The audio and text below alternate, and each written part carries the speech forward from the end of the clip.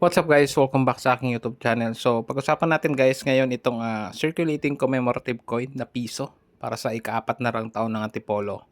So, baka meron po kayong mga ganitong coins, panoorin nyo po hanggang dulo para malaman nyo po yung value nito.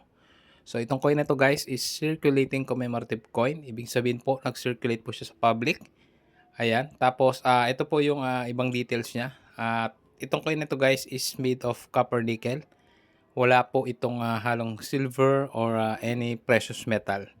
So ito po yung iba pang features. Ayan. And pagdating naman po sa selling price or buy and sell price po nito, normally po kasi talaga ito is binibenta po ng maramihan. Ngayon kung mga ilang piraso lang, nagre-range siya ng around 20 to 40 pesos pagka mga uncirculated condition. Pero pagka medyo pangit na guys, medyo mas mababa na siya. And hindi rin naman po ito in demand na barya. So may mga ano din to guys, no, mga ibang collector lang na bumibili nito.